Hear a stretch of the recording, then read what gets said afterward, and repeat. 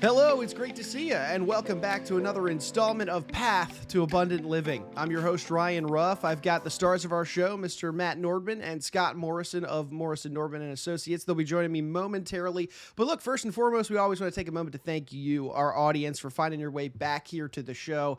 As most of you probably know, each episode, Matt, Scott, and I would take a deep dive into a wealth management-related topic. We tap into their experiences and how they go about their dealings with clients and get their insights into this world of wealth management, how they approach a given situation, because ultimately they've got some strategies at their disposal that can help put you, maybe your business, maybe your family, on that path to abundant living. So today's episode, we've got a great one on tap for you today. I'm really excited about the conversation. And as you know, if you're a recurring listener with us, then you know that we stress a lot on the family dynamic because there's a lot to unpack within a family and their wealth.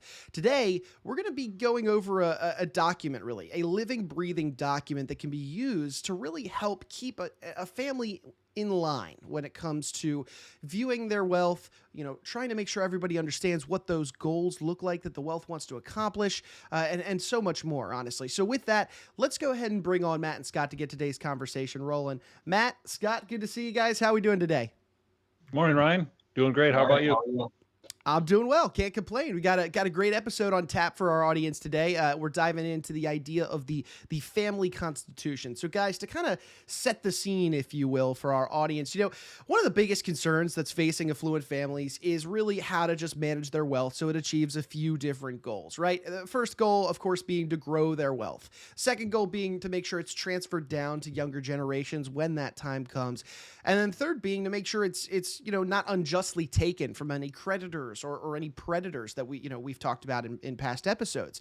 And often the best place to start with achieving these three goals and positioning your wealth in that vein is to make sure that the family members are all, on the same page and aligned when it comes to the key issues and the key goals that are facing the family's wealth overall. And a great place to start with that is this family constitution. So we'll take a quick little step back, and Matt, I'll throw this first question over you to get the conversation started. Is, in your experience, Matt, what kind of unique challenges do you see arising when families with wealth attempt to work together to manage their assets as a whole? Well, there's a lot of issues, but first, what we see is this wealth can help families achieve great things and follow that shared vision if they have that shared vision. But also, as you were alluding to, and we're going to cover a little bit more, it can create potentially family conflicts. And when you have multiple family members and maybe across multiple generations, there's potential conflicts that can arise and maybe some resentments. And unfortunately, what we've seen is estrangement in families. And so what ends up happening is you want to have those families working together for that shared vision to create those great things. We see in the news, the public family issues of, like Britney Spears and her father, right? There's this court battle that's playing out in public that no one, I can imagine, would want to see happen publicly. Any, family history or issues that are out there. And locally, we had, this was just probably about 4 or 5 years ago was the end of it, but there was a family business here, 60 plus years, a staple in the community, 22 locations that really served the community with what the business was, as well as the charitable giving from this family and this organization. And when they didn't have this, apparently what it was, a shared vision, and then multiple family members, and unfortunately now that family business is out of business. Mm-hmm. And the impact on the community has been not just for what it was, but the charitable aspect of it. It's sad. Sure, absolutely. As we have mentioned in past episodes, when family and wealth gets mixed together, every now and then it can be a little sticky. It can be tough to navigate in some of these instances. So, Scott, I'll throw this next question over to you then. Are there any specific wealth-related issues that you guys tend to see maybe more among family members and families with significant assets than those, the families that might not have significant assets? Any specific issues? Well, I think it depends largely, as always, on the amount of the assets, or whether the family's involved in a business together, where each family member has a specific role or or position within that business. But broadly speaking, as wealthy families grow and expand over time, keeping them and their shared wealth together can be a challenge sometimes. Primarily because at that level of wealth, so often that wealth is commingled between family members in really complex structures like multi-generational trusts.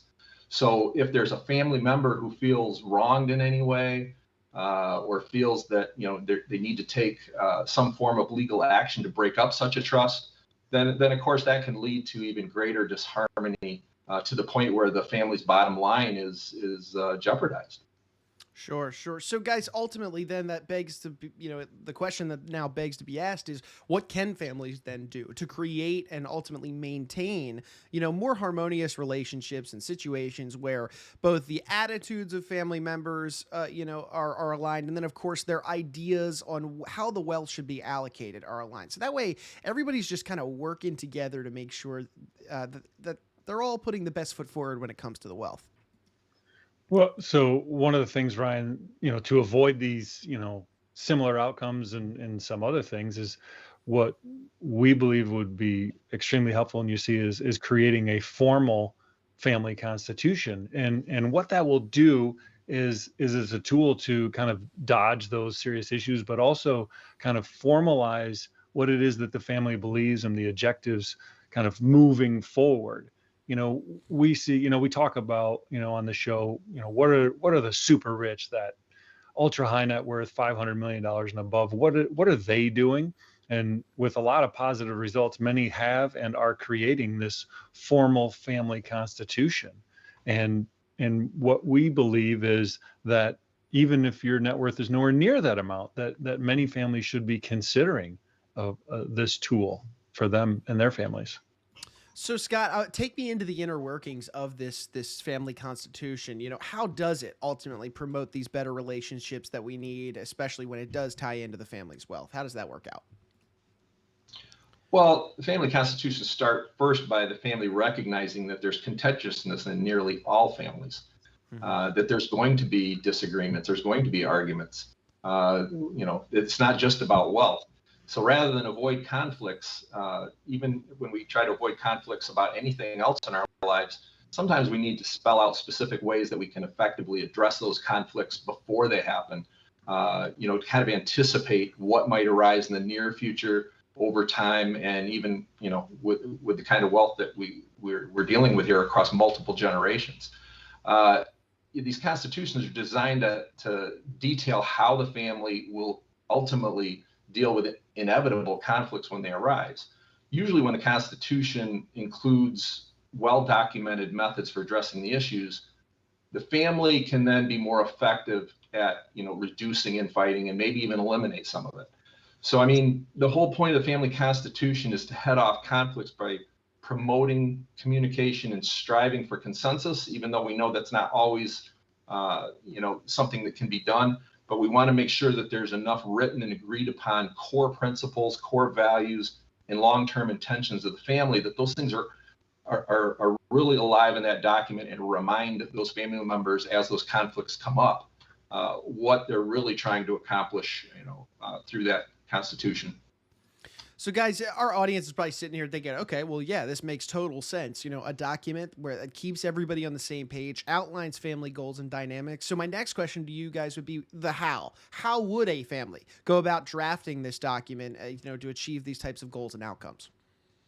Well, what you want to do, Ryan, is when creating this formal family constitution, is figure out ways to equitably address all these concerns, and kind of have it written out, and so kind of reviewing these things, whether your wealth is that, like we're talking about earlier, that family business, or including maybe there's real estate, whether it's commercial or residential, or it's just your own, you have multiple properties, and maybe you have a classic car collection. And so, looking at, how is this wealth to be used by the family members, and what limitations are there on investing it, donating it, and spending it, and how family members make those decisions, and how can they impact the decision making process. And then how family members also are prepared to kind of continue that legacy of what are those values that the family stands for now and in the future. And so there's three kind of key areas that you want to make sure that are addressed or that are in that constitution. And first and foremost is who is defined as family. As families get larger, who counts as family when looking at this constitution? Some constitutions will exclude those who marry into the family, or what about stepchildren or grandchildren, and having that process of defining as who is defined as family. And second, what's the ideology of the family? What does the family stand for? What do they believe? What are those core values and objectives that they would like to see continued into the future? And then thirdly, well, what are the reasons that we stay together?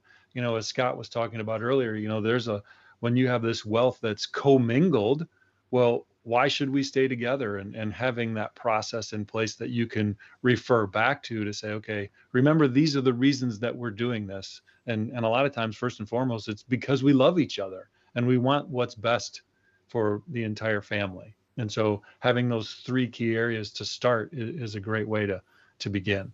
Mm-hmm. I hear you on the how. There's a lot of good that can be accomplished with this document to keep everybody on the same page, identify the who's, the ideology, like you mentioned, and of course the reasons for staying together, which is equally as important as, of course, the wealth itself. Now, my next question would be is another who, but it's more in terms of the creation process. So, Scott, who from a given family should be involved in discussing these issues, and then involved in that creating of the actual document? Like, who should be kind of spearheading this operation from a given family? Well, each family essentially has key decision makers, and obviously you want those key decision makers to be involved, and they need to be heard. But while that's also something that oftentimes the family leans on as those key decision makers, it's really necessary to gain consensus amongst as many family members as possible. Especially when you think about the longevity of the Constitution, how it could translate into future generations.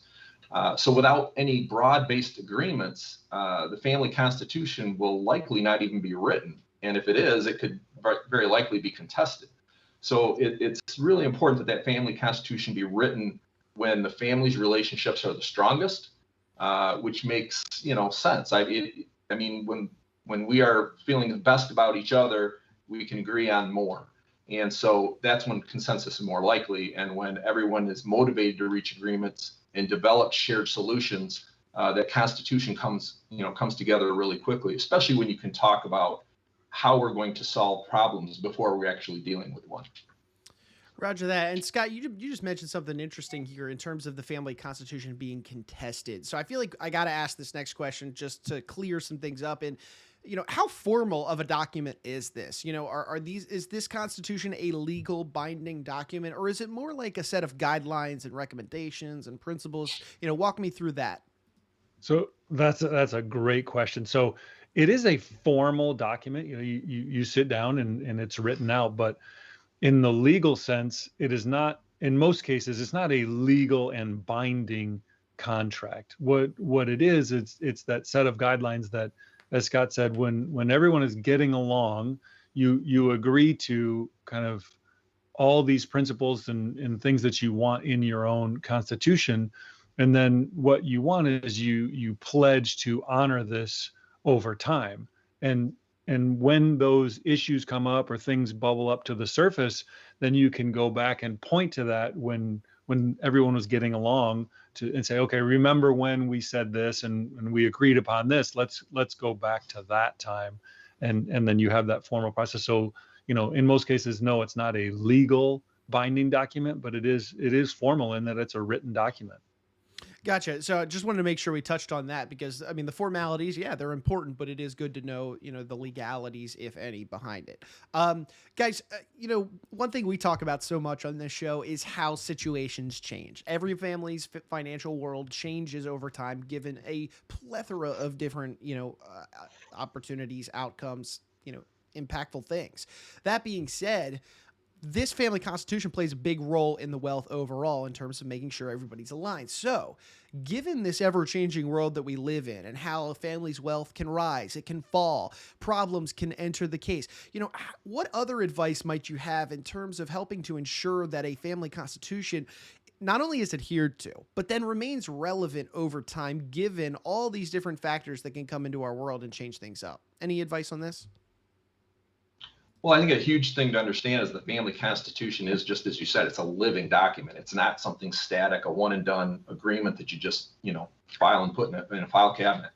I think from the very get-go, when it's established, you make it very known to all the family members that are putting that constitution together that it is, in fact, a living document, and that it's going to be really important to modify that constitution over time as the family circumstances evolve, which they're certainly going to do. So it's important to try and adopt a flexible approach so that certain family members can be given more authority over time as they get older, more trustworthy. That approach will encourage family harmony over the years and situations that evolve. So again, I think it's important that you have a document, kind of the bedrock of your foundation for that constitution, but understand that there are going to be changes along the way. Got it. Guys, we've thrown a lot at our audience today, and just in terms of the document, the who's, the hows. My next question is, if somebody in our audience is listening to this and they're thinking to themselves, whoa, this is nice, this is good, and boy, could it really help my personal situation with my family, who then could they turn to? Who can families turn to for help with all this? Not only just from the process of identifying, what the family values and what the family's concerns are, but then, of course, into the actual, development of the document, and then beyond the development, make sure it's revised and revisited down the road. Who should somebody turn to for help with this? Well, as we all know, gaining consensus among family members, requires, openness, cooperation, and communication, and sometimes even, hey, what should we, if you have a big gathering and, well, we're going to order pizza, what should we get, and that can lead to, sometimes some contentiousness. And so then when you throw in the family wealth and making decisions along that, and future and all that, so what we see is bringing in a facilitator to help with this, because what ends up happening is you want someone who can help kind of keep those potential family issues or acrimony that's maybe been there for years or kind of bubbled under the surface, kind of keep those maybe at bay or down to a minimum, and keep people focused on the agenda at hand, and really creating that formal constitution about what is best for the family, what are we trying to achieve, what are those values and objectives, and having that neutral third-party facilitator step in and help can again keep people focused. And because there's, with family dynamics, right, we just know, we kind of make the joke that most, if not all, families have some level of dysfunction. It might be just a little bit, and hey, we can have family dinners, on Sunday and get extended family together and go on vacations together, or, the joke is, or you're on Jerry Springer airing your arguments that way. And so having a third-party facilitator who's not Jerry Springer, right, might be a way to kind of, help facilitate creating this document and keep the lines of communication open. I love that, and that's quite a memorable analogy there, Matt. So well done. Hey, guys, to bring our conversation really to a head, Scott, I'll throw it to you one final time here. In closing for us, just bottom line it for me. How would you sum up just the ultimate key reasons why somebody listening, somebody watching today should be considering a family constitution for their family? Well, I think the well-crafted family constitution is going to accomplish, several objectives. The one I like the most is the word memorialize. The idea that we're all going to get together and kind of memorialize a family's principles and values and keep them alive, not only for ourselves while we're still on this earth, but for our future generations. And that if those very general family principle and core values are there, then that's going to establish for future generations kind of a checks and balances, as other family members with different interests remind themselves what those core values are. And it will be easier to address conflicts and create communication protocols. What what were we going to do? What are we supposed to do in these kind of situations? So it's going to promote that kind of accountability amongst family members, and it's going to ensure flexibility. I mean, we talked about it's a living document, so we need to have something that adapts to change. So I think it's primarily those four things. Got it. And Matt, anything to chime in here? Yeah. So, as you were saying, to kind of sum up and piggyback what Scott was saying, and we alluded to it earlier, that there's a lot of families who say, well, we don't have that, quote unquote, that much. And, but you've achieved a lot over your life, and really trying to create that harmony of, current and future generations with what you've done, and really having this formal constitution that, like Scott said, is that living, breathing document that you can keep referring back to and saying, why are we doing what we're doing? We've achieved this level of whatever it might be, and why do we want to keep moving forward together? And the formal family constitution is a great way to achieve that. Well, guys, I really appreciate the conversation today. As our recurring listeners know, we hit on the family dynamic a lot, and I have a feeling that in future episodes, as we continue to delve into the family dynamics and how it's tied to wealth, I think we're going to be circling back to this conversation a time or two. So, look, I appreciate your time today, and I really enjoyed getting together to kind of go over this living, breathing document in the family constitution. It's great to be with you again, Ryan. Thanks, Ryan. Alrighty, thanks, guys. And look, we also want to thank you, our audience, for tuning in to another episode. If you liked what you saw today, you liked what you heard about the family constitution, and maybe you're interested more about it, well, first off, do us a favor. Please comment on the show, subscribe to the show, share this information with friends and family. At the end of the day, these are our wealth management related strategies that we want to share with you to help put you and yours on that path to abundant living. And if you're interested in that family constitution process, certainly reach out to a third-party facilitator, as Matt had mentioned. It can help keep the family grounded, keep everybody focused on achieving those desired results, and once more, get you guys on that path to abundant living. So, hey, for Matt and Scott, I'm Ryan Ruff saying so long, and we appreciate you so much, and thanks for tuning in to another edition of Path to Abundant Living.